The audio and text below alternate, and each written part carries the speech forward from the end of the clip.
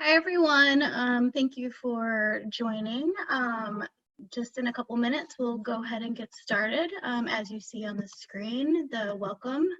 If you have any questions, please go ahead and put them into the chat.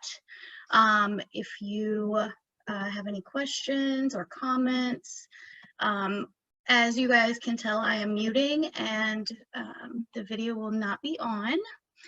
If you were not able to register via the Eventbrite, could you please email me your contact info and put it into the chat, which is down here at the bottom. And I am going to turn it over to, we have about another minute, and then Wendy from our CEO at Behavioral Health Network will take it over. Okay, so are we ready to get started? Making sure, Melissa, can you hear me okay? Yes, I can hear you. Okay. All right, so I guess we've got quite a few folks on the phone, so we are going to get started. Thank you for that nice welcome. The purpose of our meeting today, if we want to go to the next slide, I would appreciate it. Perfect. So as you all know, during the COVID-19 pandemic, it's really thrown everyone for a loop, and our treatment organizations, our hospitals have all just taken significant steps to really help ensure a continued approach, a continued response to for clients with behavioral health needs in our region. We've had a lot of folks really learn how to pivot quickly to go from what has been traditionally face-to-face services to virtual face-to-face and telephonic. It's been very difficult, and we've had many of our organizations facing economic situations where there's layoffs. So we really commend the work that everyone has done. And as we continue to adapt these services, though, knowing that COVID's going to be around for a while, we also want to begin initial conversations to help guide future decision-making around how services are provided to people. So for the planning purposes, we're really looking to provide some information and Q&A with an infectious disease preventionist. We want to look at hospital behavioral health frontline workers having the opportunity to share their current experiences. And we want to have a discussion on how current protection measures in the hospital setting are occurring. There's going to be time to ask questions and to identify key factors around future planning and decision making. And then when we get to the end of this, we're going to be talking a little bit about next steps and what we can do. Can you take it back one slide, please? So the outcomes, what we're trying to accomplish by this process that I talked about, or the purpose that I'm talking about, is to really, first and foremost, meet the needs of our most vulnerable high-risk patients who need face-to-face interaction. And again, just trying to really begin initial conversations that are going to help us guide future decision-making around how services are provided to people. So at that time, we were very fortunate to have one of our key partners, Rob Poyer, who's the clinical chief of emergency medicine at Barnes-Jewish, WashU. He has agreed to be our moderator for the day. He's going to help introduce the panelists, take us through, and very thankful to you, Rob, for your time today. So I'm going to pass it on to Rob. Great. Well, welcome, everybody. As Wendy said, the goal today is really just to pass along education, get people familiar with what's going on in the community, especially as things open back up and we try to get back to normal as much as possible. So a little bit about me. I've worked here in St. Louis for over 20 years now. I've been the clinical chief of emergency medicine in the emergency department at Barnes-Jewish Hospital for probably 15 years. We also manage Missouri Baptist, and our group does, and West County as well. So we staff a couple community sites, and then downtown, of course, which has been busy. Just to give you a feel for what's going on, really, we started seeing our first COVID cases the beginning to mid-March timeframe. We've treated, admitted, discharged well over 1,000 patients that have come back positive for COVID-19. And then we've treated thousands more with PUI that we were unable to test and confirm that probably had COVID-19. And then some that, of course, have been tested and have come back negative, and they had other viral illnesses or other conditions causing similar symptoms. So in our emergency department, we have close to 220 nurses, another 50 techs, or 30 techs, 50 secretaries, a lot of ancillary services and support staff, social workers, case management, physician, kind of supervising physicians. There's about 80 of us, and then 56 residents and another 100 or so off-service residents, and then 28 specialty services. So coordinating an operation where you have to integrate seeing both COVID patients and non-COVID patients. We've kind of learned what's needed to keep us safe. We have not had any cases of patient to staff transmission that we know about. And I follow both WashU and BJH Occ Health on that. We are strict with how people maintain their PPE or their personal protective equipment, how they protect themselves. And we encourage, of course, good hygiene to prevent spread of the virus. We think we've been successful so far, as nobody on our staff have we been able to trace or track back caught COVID from a patient. The vast majority of our staff have not had COVID.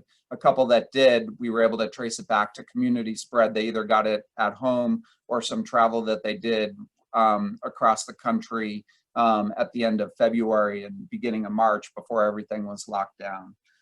So that's a little bit about me. Welcome. The plan is we have a bunch of great speakers lined up for you. And in terms of questions, because I know people will have a lot of questions, if you can put it into the chat button, we will monitor that and try to get all the questions answered. It just gets very chaotic if people are unmuting and muting and people speak over each other. We will definitely try to answer the questions at the end of each session that we've blocked out today. We want to get to everybody's questions, and we should have enough time for it. So please use the chat function for all your questions, and we'll move on. So I want to introduce our frontline workers first, and that will be Susanna Cowan from BJC. She'll be our first speaker in this next section. And then Luke Hoffman, who's a manager of pediatric behavioral health care at Children's. Jacqueline Hugo, who's a manager of behavioral health at Mercy. And Becky Russell, who's a behavioral health nurse manager at SSM. All of these speakers have frontline experience dealing with COVID and non-COVID patients, or dealing with the situation that we've been operating under in the last 2 months. So to begin, I'd like to introduce Susanna Cowan. I hope I pronounced your last name correctly. She's a licensed social worker at Sightman Cancer. And Susanna, if you can say a little bit about yourself. And yeah. Okay. Not sure. I hope you guys can see me. So I am a social worker in radiation oncology. I have been at Barnes for about 8 years so far, and I primarily cover the radiation, breast health, cancer clinic, the radiology, outpatient infusion, the head and neck cancer, respiratory clinic, liver donor advocate, and then of course the inpatient area that we cover as well. So many different hats that I wear. Primarily where I cover during the week are the BJH clinics and the radiation department. In our department, we have daily at the main campus here in downtown. We can range anywhere from, the low 200 range a day up to about 400 patients a day that come in either for consults, radiation, follow-up, and many different things. So we see a lot of volume in patients that come in daily. during COVID, I know radiation, because we do deal with the immunocompromised population. We have started being prepared since March. I want to say early March is when we started putting many different things in place, as many employees and patients had started wearing face masks of any kind, if it's the one that's provided by the hospital, a cloth mask, etc., because we wanted to help those immunocompromised patients and kind of keep them as safe as possible. I believe, there you go, there's our BJC main waiting area. They've added many different signs to kind of remind patients about safe distancing. Our front desk staff also does wear masks as well. If patient does not have one, it is provided to them, but at this point it is required that all of them have one on, unless for some reason they're cancer or something, it's not viable for them to wear it. They do take that into consideration, but it is something that's required. The pictures there show how even our waiting room area has changed to be more safe distancing, and the chairs are moved away from each other to kind of ensure that patients are not sitting next to each other. And as soon as they walk in, we started, probably before it was rolled out through the hospital wide, there was a nurse there at the check-in by the elevator that would take temperatures and make sure to ask all of the questions and make sure that they were cleared before they entered. And patients are the only ones that at this point are able to come in to radiation, unless the patient is wheelchair bound and needs the caregiver, but for the most part, no visitors for the radiation. Appointments are allowed even in the waiting room, which I think is the next slide. The patient and the doctor are in there, and again, all of us are wearing face masks. We also have face shields that we wear, and we clean those after every patient. And I believe there might be one more slide where it shows like how close in proximity I sit into patients, but I will see them in the consult rooms, and they can come into my office, and we all sanitize after every single patient. So yeah, maybe that one didn't make it in, but in my office, I also sanitize, we Lysol, kind of start the day, making sure that we clean as much as that possible from the start. So making sure that we feel safe wearing the face shield, the goggles, and then limiting the number of patients that come in. With everything, we're trying to restart, as we say. Many of the patients that were put on hold while the main COVID concerns were coming on, I believe they're trying to limit the waiting room of how many are there on hold to about 20 patients in the room. And so that'll help with some of that. But my main role has been to kind of help those patients that could not be delayed and needed to continue the radiation treatment, to find that lodging, to get them to and from, if they needed to get testing, how to get them safely to those locations. So working with many of our partners to get that transportation, if it was a cab, kind of identify those patients that were positive or currently under the PUI. So working with those, and how do we identify those to make sure those cabs and anything that they encountered, we did not pass on to those drivers that did provide transportation to those COVID positive PUIs or cancer patients, so they themselves were not exposed to many different things. So just working primarily with many of our partners with lodging, transportation. So I can go on and on with that, but that's primarily what we've dealt with. In terms of patient care, that has been impacted in the sense that many of our patients are in social distancing, and even when we meet with them, again, we try to limit how close in we get to them. We've done telehealth, and most of my calls, if possible, we've been trying to do it via phone, and then limiting the number of staff that the patients encounter. So if myself or 2 to 3 different nurses does not have to enter and see that patient, we try to limit that to maybe just being the front staff, the therapist, to see that one cancer patient, instead of it being a usual team that we would do about 5 to 6 people that will see that one patient. So kind of limiting that, and then the contact that we have, trying to do it by telehealth if possible, and then by phone. So that's all I've got, unless anyone has questions later that I might be able to answer. Great. Thank you, Susanna. And again, we'll take questions at the end, and definitely feel free to put them into the chat, because we will answer them and get them out at the end of the session. Next, we're moving on to Luke Hoffman from St. Louis Children's Hospital. Hi, everyone. Can you hear me? Yes. Okay, good. Happy Friday, everybody. Thanks for inviting me to come talk to everyone. So a little bit about me. I've been in Nurse Children's Hospital for about 10 years. Have a background in oncology and inpatient surgery, and recently got the opportunity to work with our patients with behavioral health needs over the past couple of years. And then as the unit, our behavioral health unit opened, I've been the manager since last July. So a little bit about what we're doing at Children's. So first, to talk about, we have only had one patient with behavioral health needs that has tested positive to COVID. And what we did for that patient, we placed him on, he did not go to our behavioral health unit. He went to an inpatient room. He had a private room, and we had staff rotate in and out. So instead of a typical one sitter assignment, we had several assigned so that they could rotate in and out and not be overwhelmed by having to wear PPE for that for a long 12-hour shift with that patient. That patient did really well and actually recently tested negative. The procedures that we followed for the behavioral health unit. So a little background about our unit. We have a 14-bed unit with 8 rooms, so 6 of them are double occupancy, and then we have 2 private rooms. So when the COVID stuff started to unroll, we condensed down and we capped our census at 8 so that we could provide a private room for all patients.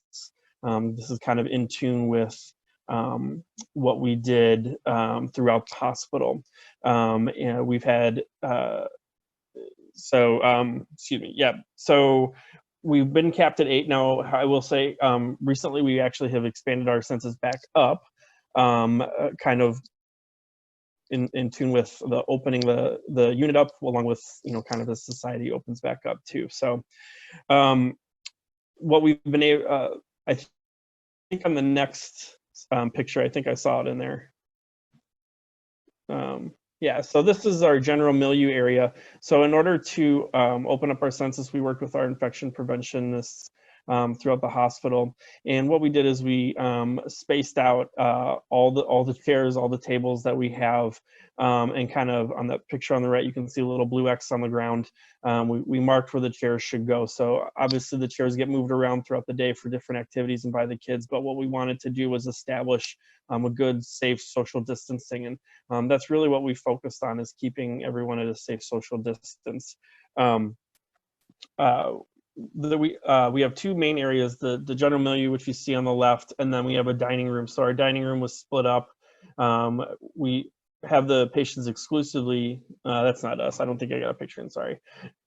All the patients exclusively eat in the dining room. However, in order to keep with safe social distancing, we now let some of them eat in the milieu area as well, so that we can split the patients up, so there's not too many in one small space.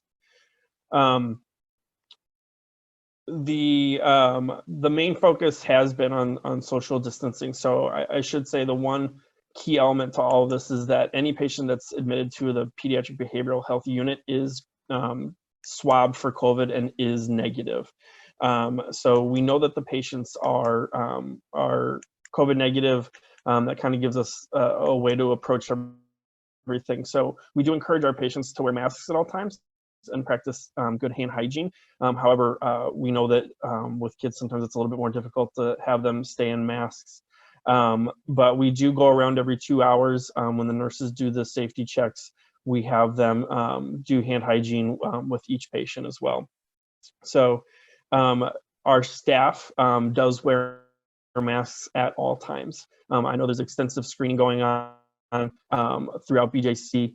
So every employee is screened every morning before they can come into work to make sure that they're not having any symptoms. But staff are required day shift, night shift to wear masks at all times. The areas where they wouldn't be wearing masks, like the break room when they're eating, we limit the amount of people in the break room and keep good social distancing there. So with the patients in general, though, we have split them as a whole. So it becomes a challenge during their free time when they all want to congregate and kind of hang out together.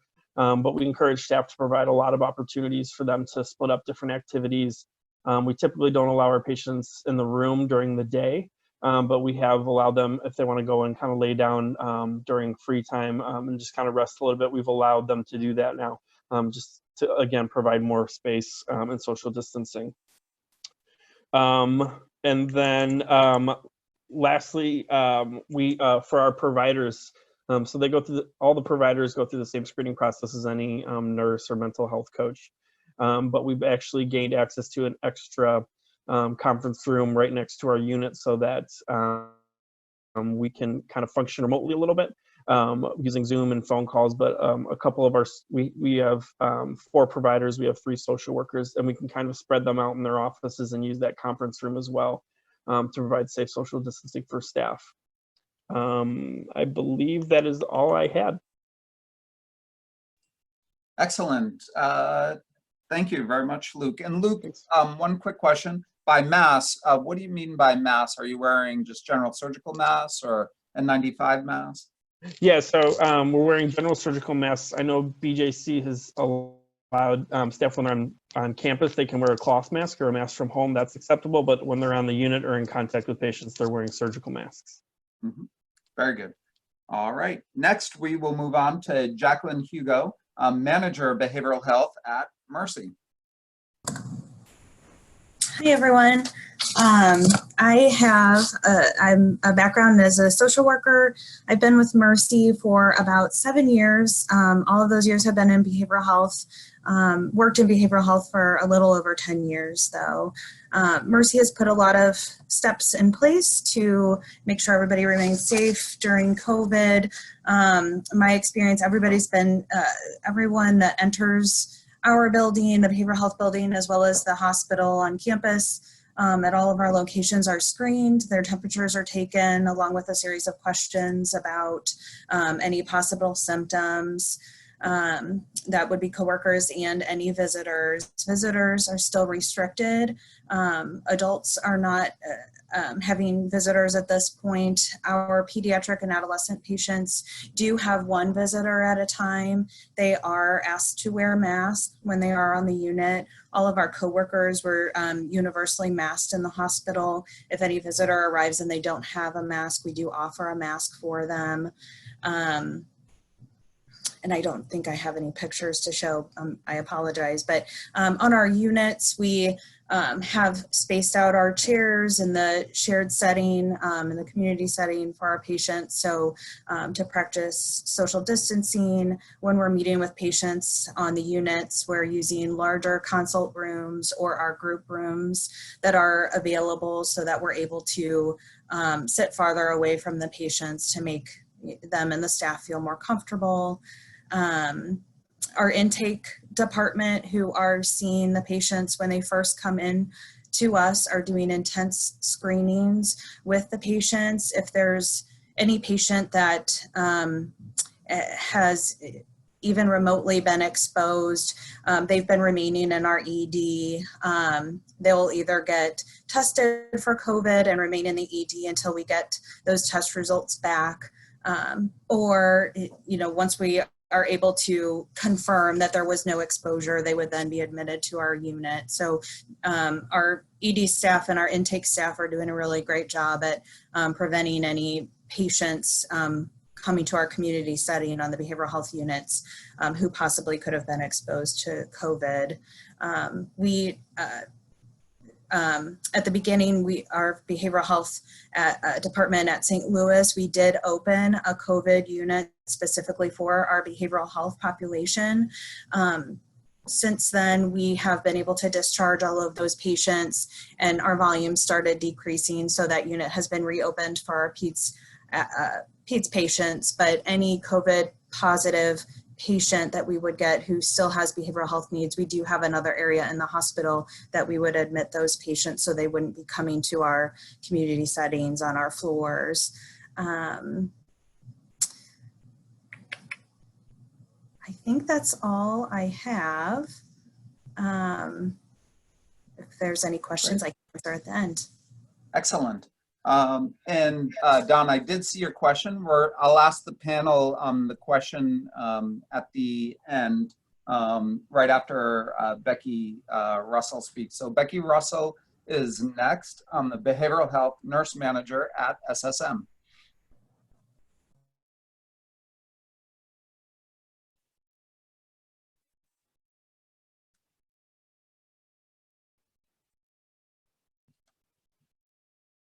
Hi, can you hear me? Yes, we can hear you. Hi, everyone. My name is Becky Russell. I'm a manager at the adult units out here at SSM Health, St. Joseph's Hospital at Wentzville. I've worked here for about 8 years. I was also the manager up on the adolescent floor for a couple of years, and just love it out here, so plan on staying. Thank you for having me. So from the beginning of this pandemic, we opened our incident command immediately at each of our ministries at SSM Health. Thankfully, the leaders that were selected have done an amazing job, as have our regional command team. Our incident command team here at St. Joseph's Wentzville, with the help of regional leadership in behavioral health, has put forth every measure that the CDC has instructed at each point of this pandemic. Communication and knowledge of information, I feel, can be a very powerful thing. So as leaders, what we have done is made sure that we communicated along the way each measure necessary to keep our staff and our patients safe. Supplying the why if staff or patients have asked. We've done a lot more purposeful rounding on our staff and patients more often during these times to play an important part of helping to ease some of the fear and anxiety that's come with this pandemic. Within behavioral health units, we've been trained to look at our environment for any safety concerns at all times. At this time, we've just had to adjust also to add our mindset to protect ourselves and our patients from COVID. Masks, check. Social distancing, check. Social distancing of patients while gripping, check. Our infection prevention plan for behavioral health was agreed upon at the incident command and behavioral health leadership. So when we come into the entrance, we have one entrance at the Wentzville location. We do have to be masked in a cloth mask and screened, as you can see at the front desk here. So you go through the screening questions, get a temp taken, and then receive a sticker for the day with the date on it. Anybody that comes in has to do that before they come up to the floor. Right now, we are limiting visitors. We do have the availability of Zoom. And then when we do discharge our patients, we are bringing them out to the cars for the discharge and walking them out to them. So families aren't even coming in to get them. Also, if we have taxis or we're utilizing anything like that, we do walk them out. Once employees come in, including our doctors, once we get where we are near the patients, of course, that's always a surgical mask. And then each patient that comes to the floor is offered to wear a surgical mask for the first 3 days, at least.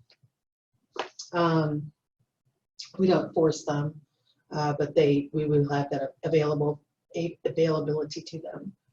All of our patients are screened through our EDs, so they're all medically clear. So if they're in our emergency department and there is a thought that they are or should be a PUI, they are tested. So we have not had that issue out here at Wentzville. We also have marked where our chairs go for social distancing. We've changed our programming to smaller groups and also in larger areas to accommodate the 6-foot ruling. We have increased our screening for patients and also our temperatures for every 4 hours instead of our normal every 8. We have individual blood pressure cuffs and everybody's got their own bag for that. Hand hygiene, pre-post meals and pre-post programming for all of our patients. And then our EVS team has been amazing. And we've also had some people pick up shifts where they're doing a high touch points on cleaning. As you can see here, we do have visitor guidelines, but at this time we're not having any visitors. We did get a new touchless door at that front door I was talking about, so nobody has to be touching any handles. We have increased our cleaning on the units. We've got the 6-foot rule between the patients. And then, let's see. Also, what we've been doing is even on the floors, patients are usually allowed to just go ahead and get themselves something to drink, or go and, you know, we've got a water machine on the floor, and then also, you know, snacks and stuff. So now the patients, our techs are actually doing that for us, so that we don't just communally have food sitting out. And let's see. I think that's pretty much it that I can think of. So we will continue to move in synchrony with the CDC guidelines, and then look forward to the day that we can slowly, carefully move back towards normal. Thank you. Excellent. Thank you, Becky.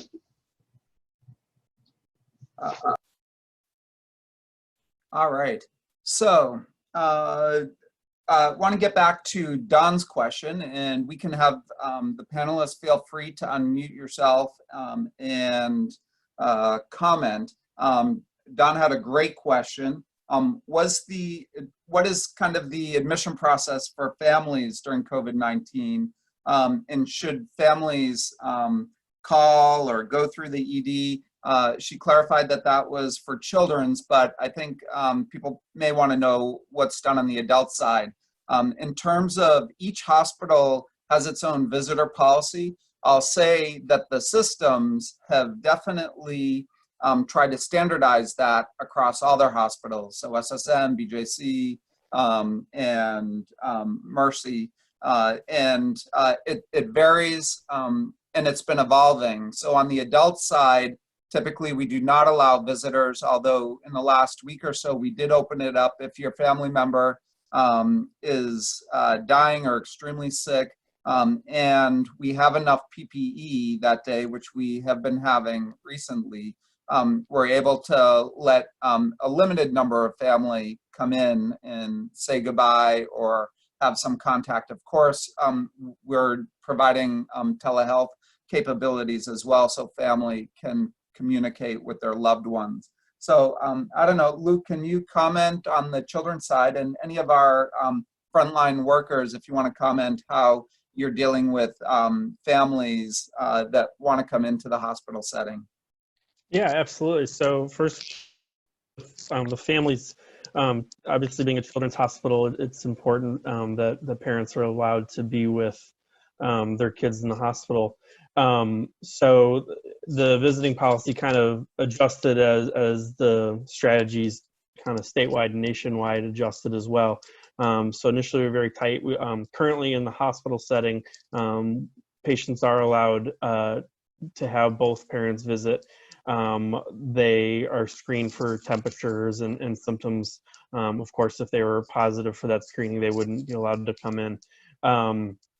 Currently on the behavioral health unit, what we've done through most of this is allow one parent to visit at a time with a total of 2, so that it's not like a rotating group of people coming into the hospital.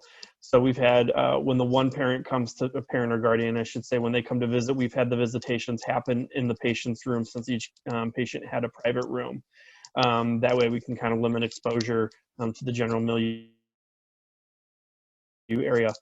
As we've started to have patients having roommates, we've still continued with the process. However, if both roommates have visitors, one will be in the room, and then we'll find kind of an area off to the side, possibly one of our consult rooms for the patients to have their visitors. In regards to Dawn's question, for the admission process, all families, yes, go through the emergency room.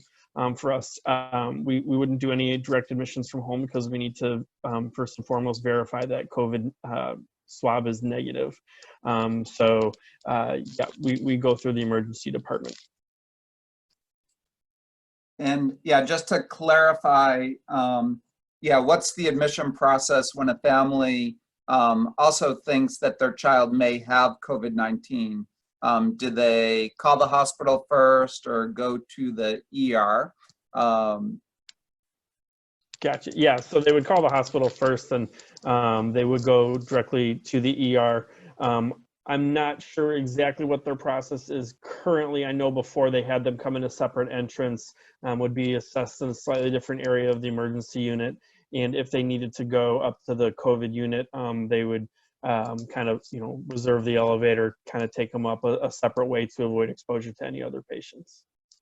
Yeah, and I'd agree. That's true on the adult side. Whenever somebody can call, we prefer that if they think they have COVID or even know they have COVID because they had a community test that was positive. We try to bring the patients in through a separate entrance. Although we know the majority of our patients come in undifferentiated and don't know if they have COVID or not and walk through the front door. So we accommodate that as well. Of course, if anybody's having life-threatening symptoms, we don't want them to call us first, just call 911, and the ambulance actually calls into the ED and gives us a heads up, and so we're prepped for that. I would say on the ED side, that's kind of how we've handled it. The vast majority of people now are just walking in, not really calling ahead. Ambulances will still give us a heads up if they think the patient has COVID and is in extremis. Fortunately, with children, children are having extremely low symptom rates, despite what you're hearing on TV. When you look at the number of kids likely infected and the number having symptoms, extremely low. And that's why we're not seeing too many patients, too many children with COVID admitted to our children's hospitals in the region. And from what I've heard, unless it changed the last couple of days, there have been no deaths from COVID in the child population. Kids tolerate this virus fairly well, fortunately. There are, you're hearing about these post-viral symptoms. We've actually seen the symptoms that the systemic inflammatory response. We've seen that. You probably heard about it last year with the children coming in paralyzed at times. So we've seen the syndrome with lots of viruses, not just COVID. We've seen it with influenza. For a number of years. It's just never really gotten any press coverage. But if you look in our medical literature, we've talked about it for a while. So what we're seeing really is nothing new or surprising. Any other comments from Jacqueline, Susanna, or Becky on that last question? I just have a comment about how that relates to radiation patients. So for many of our patients that could possibly be suspected to be positive, or if they are going to be tested, if they're having to get a tooth feed placed, for example, or have surgery through the head and neck clinic, they are required, for example, if it's a pre-scheduled procedure to get that COVID testing. So that is currently the head and neck cancer coordinators are handling that and administering those COVID tests. If it's something that a current patient comes in and it is, we do think that they need to get tested, they are sent to the emergency room here at Barnes. And like I said, those that are in advance are either done in the ED or through the admission department at Barnes that bring in the patient ahead of time if they can be scheduled. So for many of those, trying not to overwhelm their emergency room. So many of those through the admissions or through the cancer clinics at on the 11th floor, if they can do those in order to kind of streamline some of that and not overwhelm the emergency room as well. Great. All right. There was one other question we can quickly answer from Eric. It's a great question. Do we know the amount of time it takes to show a positive test result after being exposed? In general, it takes 3 to 7 days, we believe. But some people don't test positive even though they have all the symptoms. So we're still trying to figure that out. It might be, people are thinking, are the tests accurate or not? And the what we call sensitivity, specificity of the tests are improving week by week, month by month. But we found that there are some people that when we do the nasopharyngeal test, no matter which test we run, because we have several tests that we can run now from different companies, they're all negative. And it's not until we get a washing from deep in their lungs do we find that they're positive. And so some people are viral shedders up by the nose where we're in the nasopharynx where we're testing. Some are not. We think it's pretty rare that people aren't shedding virus, but then we've also seen people that have shed virus for 3 months, some without any symptoms, or some that recovered from their symptoms and are still shedding, and then some that have had some residual symptoms like a headache, just feeling weak for a couple of months, and they're still testing positive. So there's a lot of variability out there. This virus presents in many different ways. So it's best when you're seeing people, just treat them and take the precautions as if they may have COVID. All right, we're going to move on to Gil Diesel. He is manager of infection prevention at Mercy and helps guide a lot of infection prevention efforts in the hospitals. All right, thank you very much. Hopefully everyone can hear me. I appreciate the invitation to sort of discuss Mercy's journey that we've taken here. I have been a nurse for about 22 years. About 12 of those have been at Mercy. I did spend a stint down at Children's Hospital myself, and I also have worked in Florida at this point. But I've been back here for about 8 years, and I thought maybe just talking through our initial timeline of events that happened here at Mercy, and then talking about the specific policies that we have in place, and then I'm more than happy to answer questions at the end. So, you know, really by February 27th, we had pretty much our preliminary plans in place as far as CDC guidelines for isolation and identification of patients. We had our travel and symptom screening built into our electronic health record by that point. And every single patient contact that was coming to us went through this screening process prior to both inpatient and outpatient visits. On March 6th, I'm sure everyone saw the news conference. We were the first positive case identified in Missouri, and that patient came to us via our emergency room. This patient had had a history of international travel, and the St. Louis County Health Department was following this patient.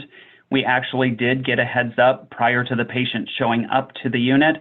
So we actually met the patient in a secluded area, brought them immediately to a negative pressure room, tested her, and she was actually well enough to go home. So she did not become an inpatient, but that was our first positive case. On March 16th, we saw our first patient that was actually admitted as an inpatient to our hospital. By March 19th, we had our first phase of visitor restrictions in place. So at that time, we had restricted visitation to any COVID patients, unless it was a pediatric patient or compassionate care, meaning end of life or something like that. For all other patients at that time, we were doing one visitor at a time. And we had also set up door screening, so everyone entering the building had to answer the travel history questions, symptom questions, and we also did a contactless temperature at the time. Anyone that screened positive was not allowed into the building. That is also the same time that we started screening our coworkers, all coworkers coming into the building.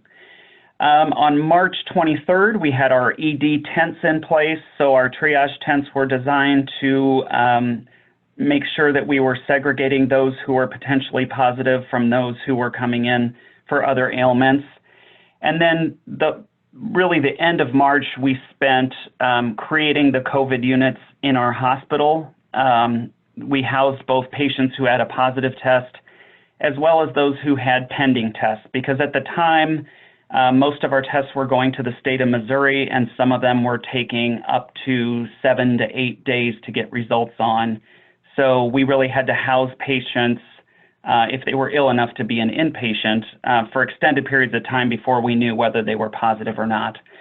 We ended up commissioning 2 ICU units, 2 general medicine units, and as we said before, we had a dedicated behavioral health COVID unit.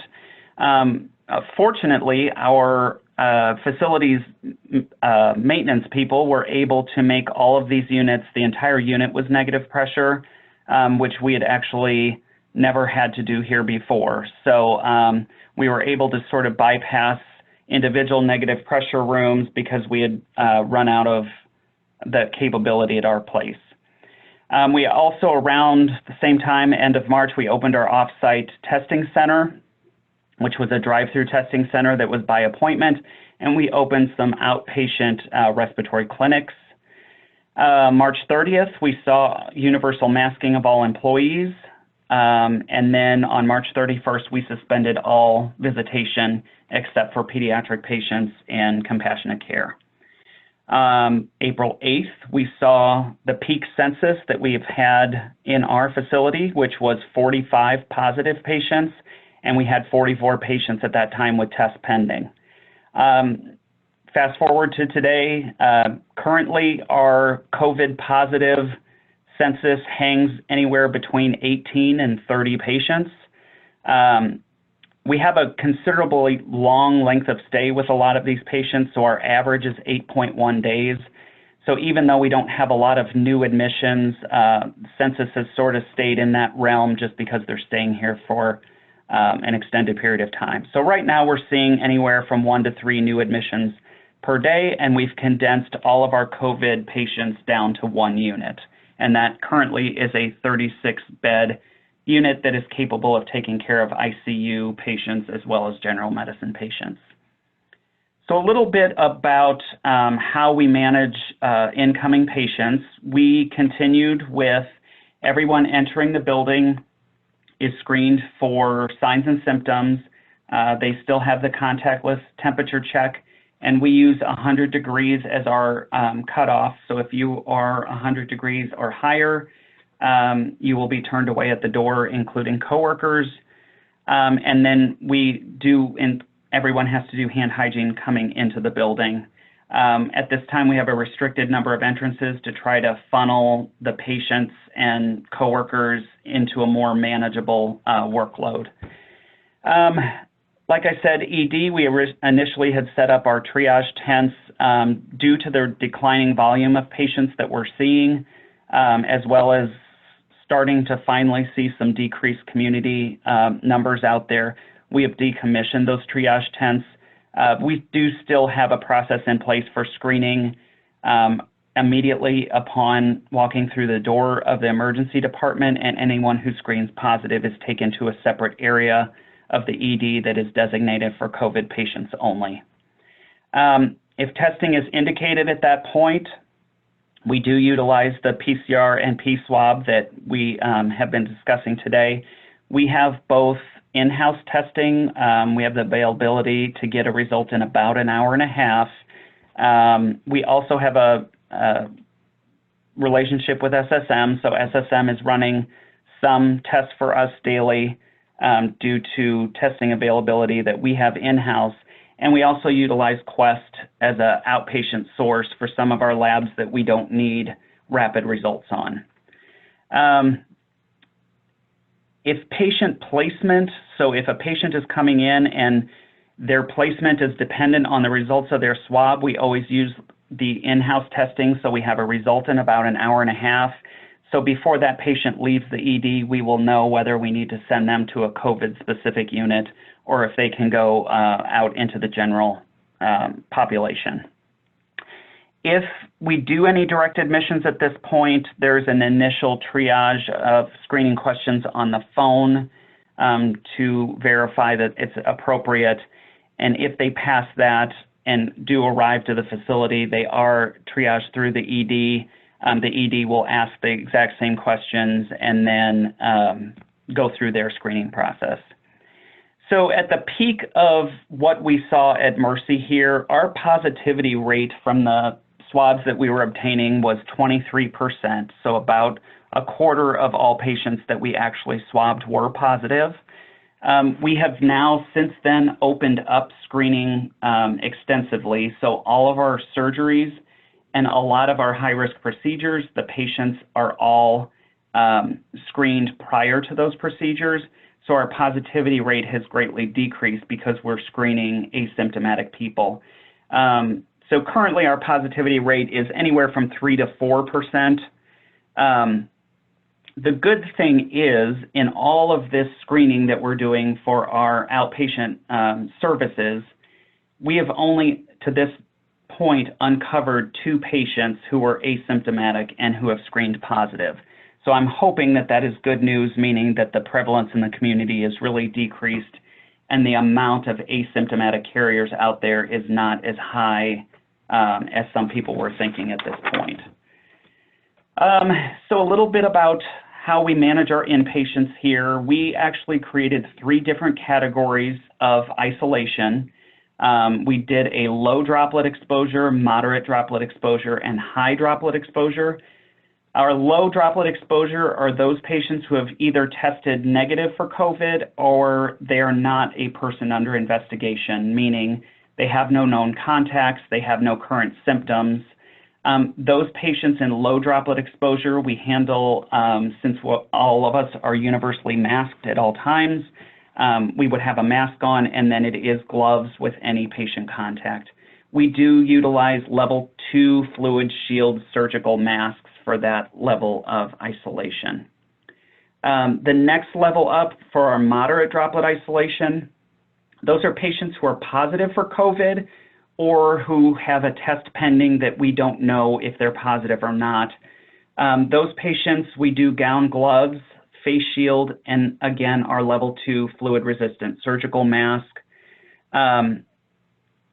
If any patient is having any procedure done where aerosol generating things are going to happen, so intubation, CPR, nebulizer treatments, a lot of things like that can increase the amount of virus being expelled into the air.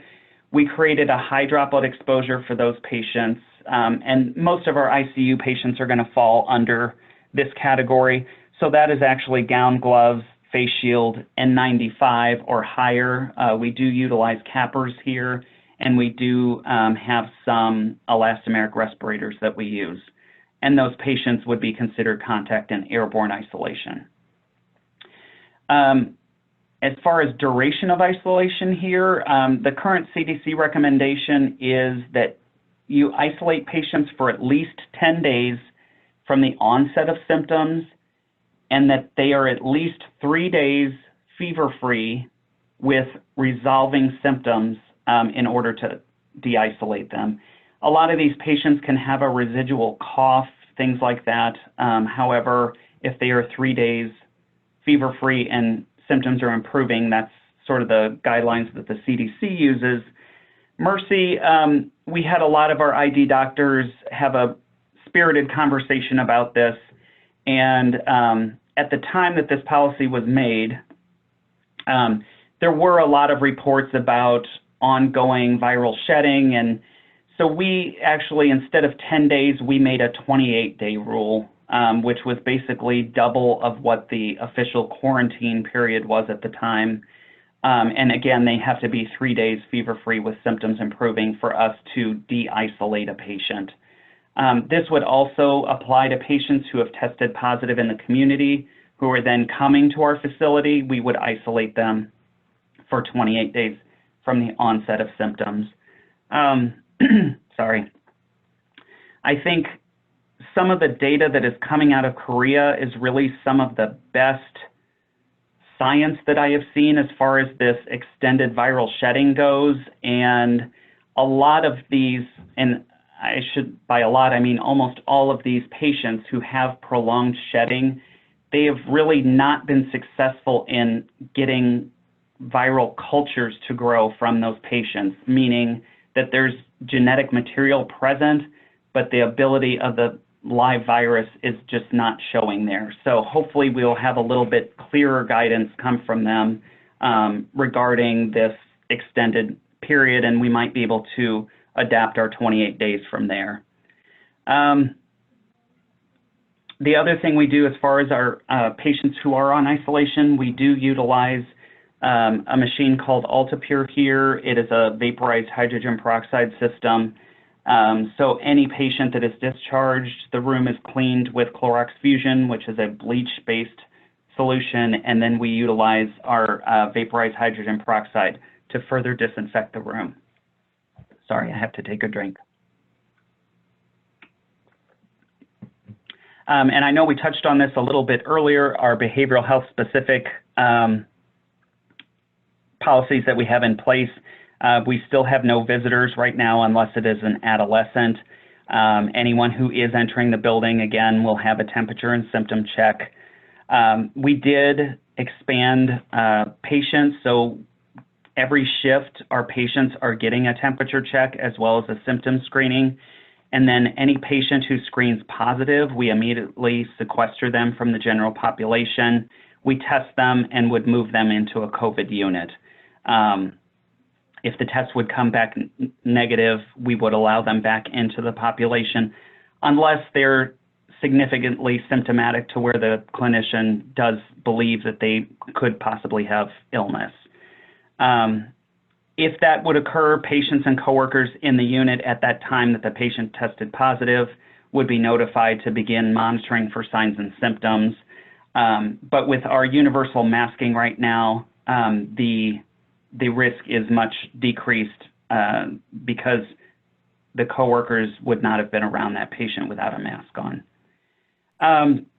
Since nebulizers are considered an aerosol generating procedure and would require a 95 level protection, we do prioritize MDI albuterol treatments to our behavioral health patients. So instead of nebulizers, we will utilize the regular inhalers to eliminate the aerosol generating procedure. We have started talking about our IOP program, of what that's going to take to get our IOP back in place. Former positive patients will not be eligible for IOP until, again, they meet that 28 days from symptom onset.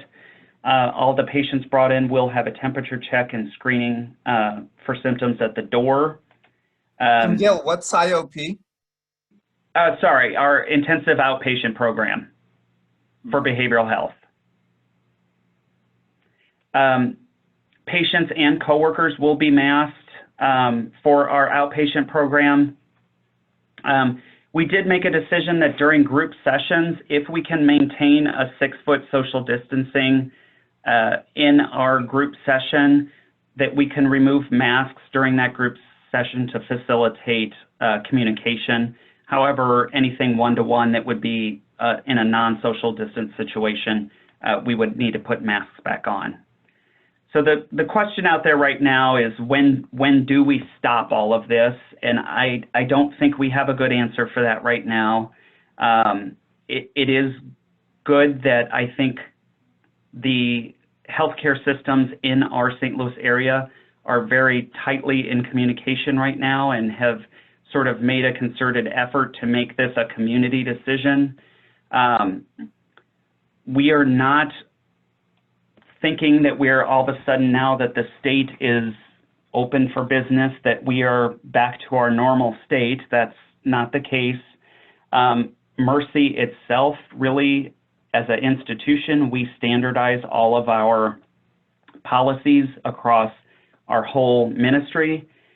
So whoever is having the highest load of COVID burden really is going to set the policies for the whole ministry.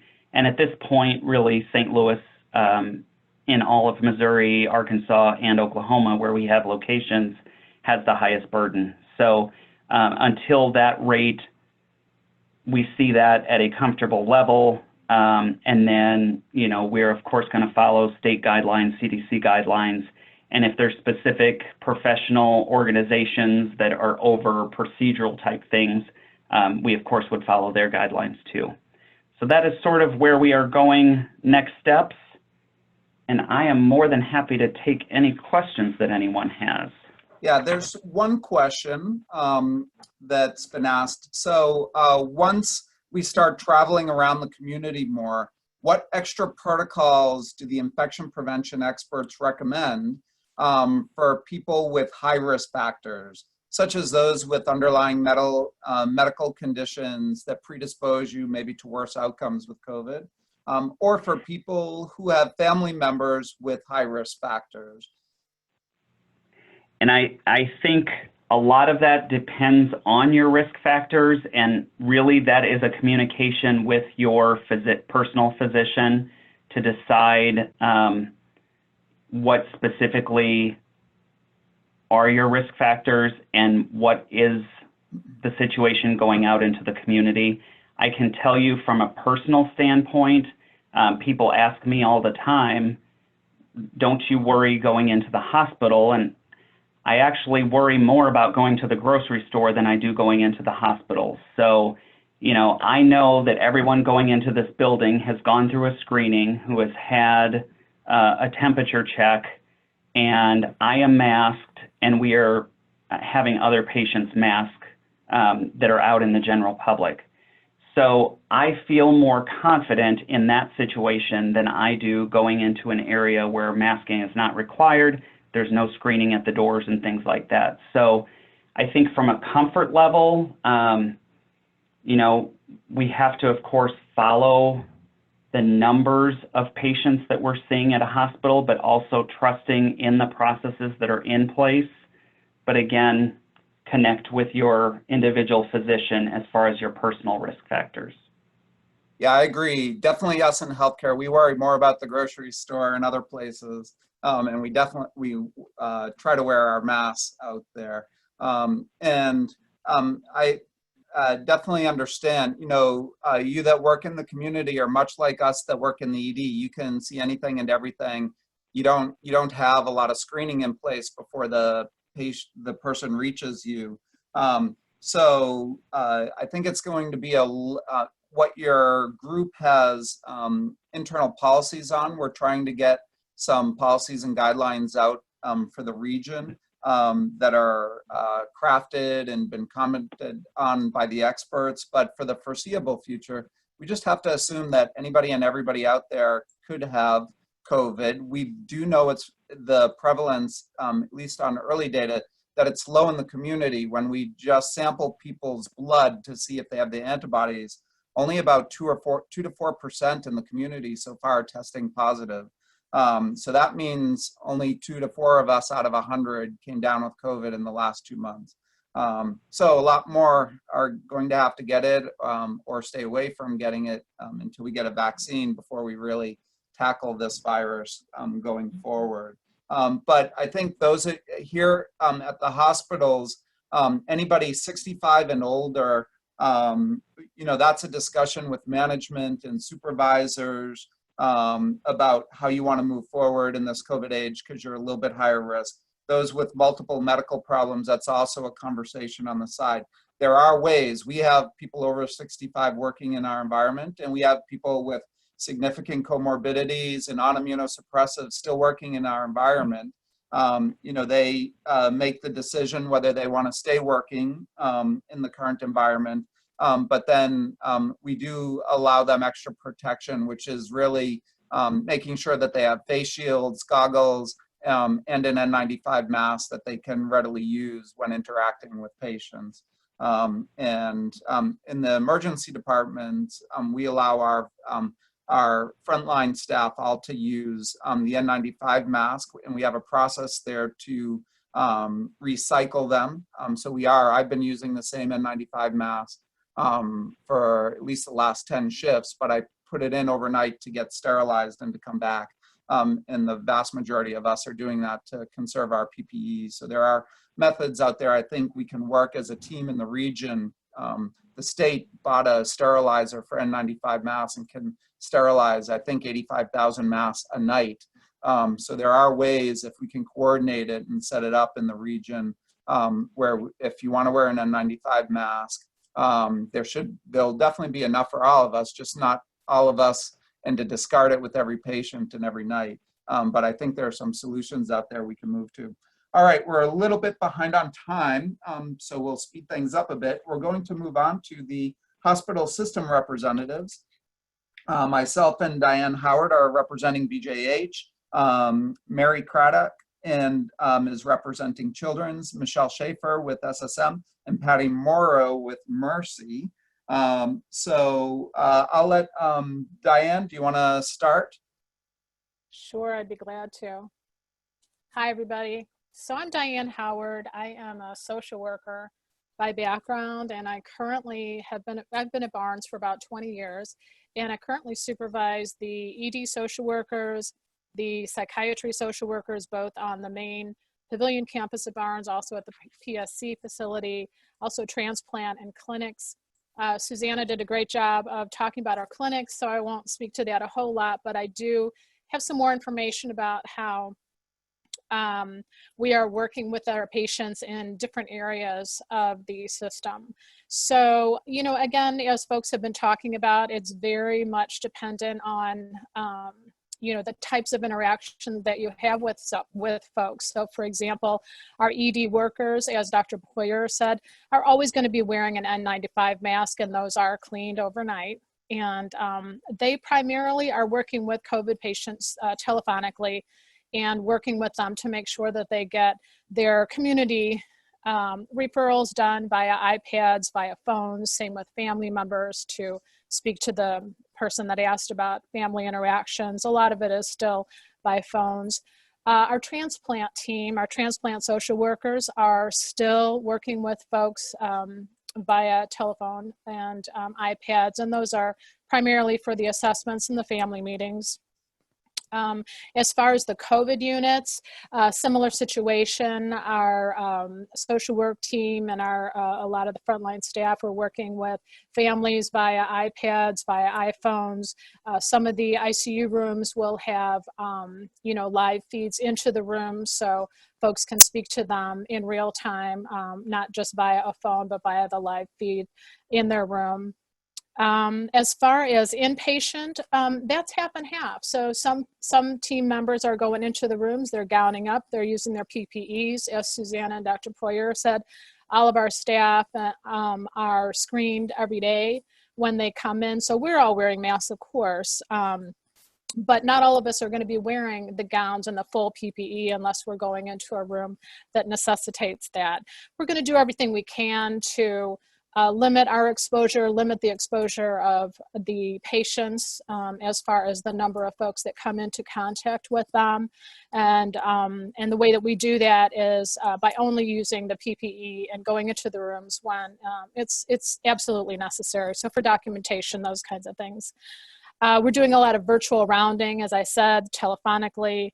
There are some folks that are still doing face-to-face, and I see that there's a lot of my behavioral peers on this meeting. And so to speak to the folks that talked about IOP and groups, we are still doing groups here, both at the PSC and the Pavilion location. And that's something that we really struggled with on the front end. Should we do this telephonically? How is that?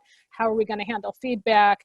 And we decided that at this point, we still can do this face-to-face. Now, of course, we maintain the 6-foot distance, and we are always in an open area. So we might have done groups formally in a group room that was, you know, a little bit smaller. So we might be doing it in the lunch area. We might be doing it in a larger group room rather than smaller ones.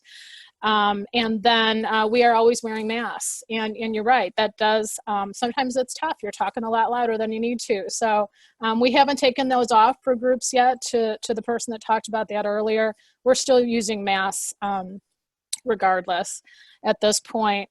We are still meeting face-to-face with our patients, our behavioral patients, but it's going to be from a distance more. We are not yet having visitors on the unit, but we are doing the telephonic, the iPads. As far as reopening, you know, as folks have talked about earlier, and Gil with infectious disease, for example, you know, that's just going to take time. We don't have, to my knowledge, and Dr. Poyer, maybe you could speak to this more, but we don't have a, you know, if A, then B type of plan that I'm aware of. We're just taking it a step at a time. You know, the fact that certain communities are opening up is not necessarily how, you know, the hospitals will be opening up. So that's going to be on a different timeline. Agree. Yeah, in terms of goggles and face shields, we reuse those. We just wash them with dishwashing soap. after our shift typically, or if we think they got contaminated. And really, it's just to protect you if the patient suddenly sneezes or coughs and they don't have a mask on. If they have a mask on, definitely the droplet exposure is a lot less. And then what's amazing is how many times a day when you're wearing these goggles and masks, you find yourself touching your face. You know, we never knew how much we touch our face, but when you watch people, it happens pretty commonly. So the protective gear protects us from, if we have virus on our hands, spreading it to us, because as soon as you touch your eye, your nose, or your mouth, potentially you can pass it along. Patients with significant symptoms or that are positive with COVID are the ones we're putting on full PPE.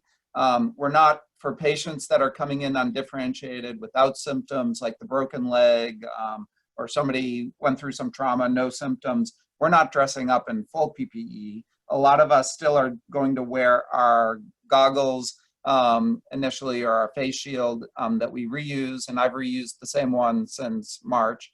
And then our N95 mask we put on just because we just don't know the patient. But really, a surgical mask, if they have no symptoms, a surgical mask is probably all you need, unless they have significant symptoms, or they cough, or they're not wearing a mask and then they cough and sneeze on you. All right, next we'll move on to Mary Craddock. Good afternoon. I'm Mary Mike Craddock. I'm Director for Behavioral Health at Children's, and thank you all for being here today. As I listen to others discuss whatever procedures have been, one of the things that I wanted to underscore really is how much of a coordinated effort we've had across hospital systems, and decisions to stand down, decisions about testing procedures, et cetera, which has been, I think, really remarkable. And also, you know, in partnership with those of you in the community, back when we decided that we really wanted only essential activities to happen on site, we've appreciated those of you who found ways to connect via telephone, or the amazing rapid turn on of virtual services with video conferencing has been extraordinary. So we appreciate that collaboration. We needed to turn a lot of things off for safety, and in my opinion, really while we learned how to live and work with this virus as part of what we were doing. So we, so we stood down, you know, whether you call it essential things that weren't essential, we stood down elective procedures. Basically, we postponed everything that was safe to postpone. And we did that also for our behavioral health outpatients as well. So in areas where, because we were not a virtual care facility at Children's or in the WashU psychiatry areas, we were not there yet. We did stand down anything that we felt like was safe to postpone initially. And then once we had virtual capabilities, we did bring on site some patients that we felt it was better for them to receive their outpatient care on site. So in those situations, we are practicing all of the things you've heard the other presenters mention, and all the things you hear all over the news, and hopefully all the things that everybody on this call is doing themselves: social distancing, masking, and the awareness that we don't yet know who at the grocery store or who in the hospital may have or have had COVID. So we're doing all those things here.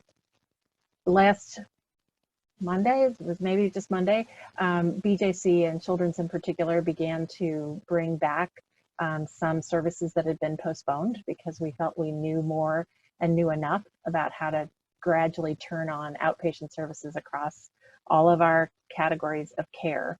And so that has meant, you saw the pictures of the spaces in the waiting rooms to promote that universal screening of visitors and staff for illness, and universal masking, and lots of hand washing. And so with those as some of the backbones of how we're caring, and then again, more knowledge and more vigilance about screening, we're gradually opening up these areas that we had postponed. So for us in our outpatient behavioral health areas, this means that, you know, we are bringing some patients back on site and into our clinics, staggering the number of patients so that we don't have people filling up the waiting room or passing too many back and forth at desks and things like that. at check-in, check-out kinds of procedures, and always screening. So this is true in our outpatient areas as well. So we were at about 50%, I think, for example, in our surgical and imaging outpatient areas or less, and now we're at about 60% and expect that to increase next week. Watching as we go, sort of how things are going, making sure we're still keeping the attention to the practices that we think have made it effective and kept our staff safe. Rob, I think, mentioned that we have had very few children who we've cared for at Children's because of having COVID. In fact, I think the number is 15 that we've discharged who are COVID positive. And Luke mentioned the one patient who might still be here today, who actually happens to have behavioral health needs as well as having COVID. So it has been a very low number for Children's. What we expect is that we're going to continue to do this gradual opening up and learning as we go how to create pathways that decompress, patients passing in hallways or at desks, and making sure that we have people available to help visitors know how to put masks on the right way, or if they have to put on other parts of PPE. We feel like we've been extraordinarily successful because we've had people to monitor putting things on the right way, and we plan to continue to do that. So those ingredients of lots of great collaboration, lots of great learning, and doing things in this pretty measured fashion, I think, have been, we feel like have been successful, and there's just been lots and lots of learning all along the way. So as we get to a point that we have our community partners coming more on site, we are planning to continue exactly as we do with our families and other visitors to educate, make those things available, and figure out answers to things that we haven't thought of or that we need to figure out as we get back to some more regular operation pace and operation kind of processes. So thanks, and happy to answer any questions. Thank you, Mary. We have about 15 minutes left. So Michelle Schaefer will speak next, and Patty Murrow, we have about 5 minutes each, and then we'll wrap up and take some questions. We may have to go over the 2:30, and we understand if people have to drop off. So Michelle? Yeah, thanks, Rob. So what I won't do is recycle through what everybody else has said. From the standpoint of how we're handling things, it's the same thing. It's PPE, it's hand washing, it's screening. For us, a couple of points that I really want to emphasize. We have had several programs that we did stand up and move to telemedicine, but we've also had several outpatient programs that we kept operating.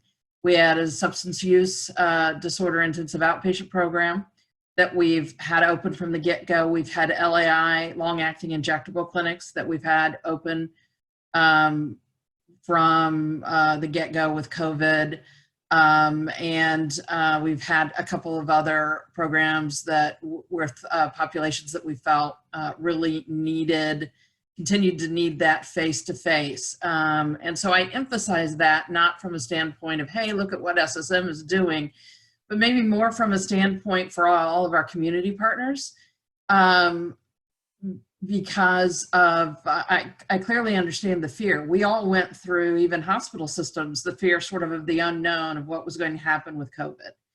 And so I lay that out because just to point out that even in the worst of it, and even when we didn't have all the testing availability that we had now, we were okay in those outpatient programs. We did have an exposure in our substance use disorder program, in that we had a patient that was in the program that then tested positive, but nobody else tested positive. The staff didn't test positive, nor did any other patient. And that patient that did test positive, we moved him to a telemedicine so that he could still engage in the group while he was recovering. Fortunately, he never had to be hospitalized.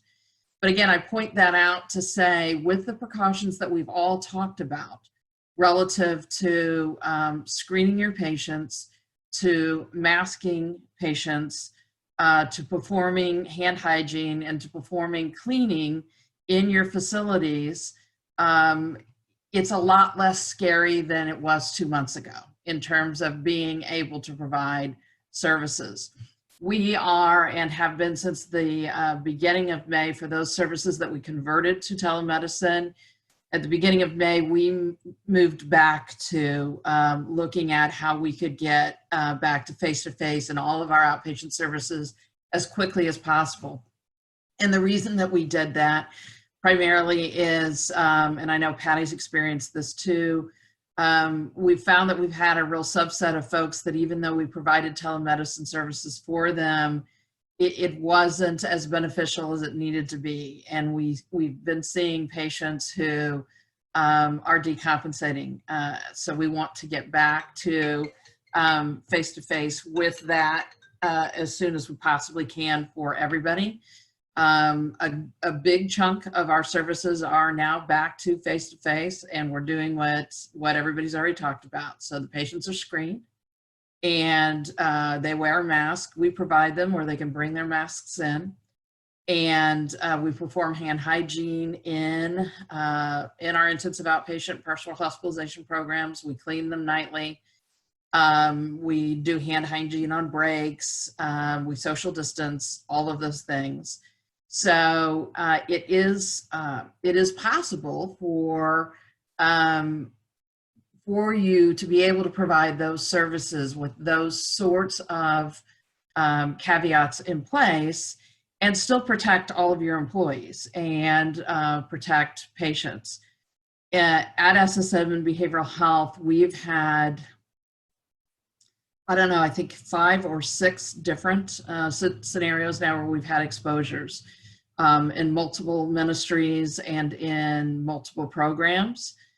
We did have one particular ministry that was impacted fairly significantly, again, from a patient that came from a placement. But the majority of our exposures have happened, and because of the precautions that we took in place, we've certainly cared for the patient, but nobody else is sick. And I think that's a really important thing to point out. In hospital systems, we all worked very quickly to prepare ourselves for this. And then because of the need to do that, it also just puts you in a position where you kind of immediately work through the fear and go forward. And I know that puts us in a unique and a bit of a different position. So I really wanted to focus on the fact to reinforce a lot of the, not only, hey, we're doing this, but, oh, wow, look what happened to us here, but we were still okay. Because I think that's going to be really important for the staff to hear. Additionally, I know Becky and others highlighted it earlier, you cannot communicate too much with the staff as you look at opening back up. I'm an advocate for opening back up services as soon as you think that you're prepared to do that, because we have a lot of folks that we were seeing before that certainly need that face-to-face touch. But additionally, I think all of the community providers are well aware of this, and certainly hospital systems. We are seeing an increase in behavioral health issues because of COVID. And then to echo what Mary Mike said early on, I sent out a message to Patty and some others and said, hey, let's talk in the beginning of February and get together. And I think a positive thing out of COVID with BHN's help too, and Wendy and Organize, is we stood up a regional incident command team, and we shared things weekly amongst all of us willingly. Hey, we did this. Hey, this didn't work for us. And we've continued that, and the value that we found out of that after everybody was prepared and everybody had plans in place and everybody had COVID units that they were opening up or not opening up, and some folks had exposures, was the amount of sharing that was going on. So that would be something that I would absolutely continue to echo, that we are very intentional as a community to continue opportunities to communicate with each other and share information and share learnings. And it doesn't have to be COVID in nature, although certainly anything any of us can do to help from a COVID standpoint, we're more than willing to do. but it's been a huge positive out of a pandemic, if there is such a thing, relative to how we're just coming together as healthcare organizations of all kinds within the community and saying, how do we do this better? How do we do this together? And how do we provide better care for all the folks that are out there that really need it? So those are really the messages that I wanted to highlight. Again, happy to answer any questions when we get to that point. Thank you, Michelle. Moving on to Patty. This is Patty Morrow with Mercy, President of Behavioral Health Services. And let me, I think I'm unmuted. Oh, yeah, we can hear you, Patty. Okay, thanks. I will be very, very brief because I think there have been wonderful comments made, and not sure I can add a tremendous amount of value to all the information that's been shared, other than to hopefully offer my appreciation. You know, prior to COVID, I can tell you that the health systems are so grateful to the community partners who help to serve our patients. I really view us as one system of care, one continuum of care. And when a patient needs acute services or a day treatment program, that's really where our hospital systems come in. And certainly for ongoing community-based care, we absolutely rely heavily on our community partners to deliver that in the great fashion that you do. I think the overarching goal of this meeting, from my vantage point, is to be the starter of a conversation. We know that this reality is not one that's going away soon. So how do we find that balance between, you know, how we coexist with COVID in our environments and in our setting, and deliver the very best care that we can to our patients. I think we have seen through all the wonderful things that have happened with turning on virtual services, and I'm a great fan of that from an access standpoint. We certainly know we have patients that are not uptaking virtual services. We even inside of the hospital know that we have patients that cannot really participate in a virtual visit. So we have to be nimble and really try to sort of acquiesce our system around our patient needs to be very centered around them. So but from my standpoint, this has just been an opportunity to start that discussion at how do we, you know, start to bring face-to-face services back in the right way, in a safe way, in a gradual way for those patients certainly that need it. I think we will also continue to evolve our virtual platforms, but we are one system of care. And I think we need every single component of that system of care to really, you know, achieve what we need for our patients. So I just appreciate, Rob, your facilitation today and the BHN, and hopefully we might have a minute or so left for some questions. I'll punt it back to you.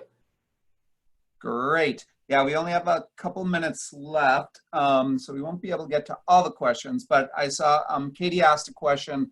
What do we do for outreach coordinators or staff that are returning to face-to-face, have to go in and out of several hospitals a day, maybe meeting patients in the community? It's definitely a little bit more complex for them, but you know, as these outreach coordinators come into the hospital, typically they're going to be screened, so they're going to get their temperature checked a few times a day, especially if they're going to the inpatient units. They should feel comfortable that on the inpatient units, if they're seeing a patient, we're not going to have them see necessarily a patient with COVID. So a surgical mask is likely going to be fine. If you want to wear a face shield or goggles, you probably won't find all the staff. If the staff upstairs are wearing it, you should probably bring a pair just in case. But you can take your mask and put it in a brown paper bag and reuse it if you want throughout the day. You know, just doing hand hygiene when what we call donning and doffing it, that would work. Likely the hospitals would give you a little surgical mask because we give it to everybody that comes into the hospital. But if you want to conserve, you could save it. Definitely if you're in a higher risk environment, you may want, to get an N95 mask that then either you rotate or get sterilized if that's possible when meeting with a high-risk patient. My bet is you're going to try to screen out those high-risk patients. And even with high-risk patients, if you've got a mask on, the patient has a mask on, and you're 6 feet apart, exposure is very low in that situation. It's only if you're face-to-face, talking without masks, breathing in kind of what they're exhaling, especially if it's virus, then you get it. So there are ways to do it.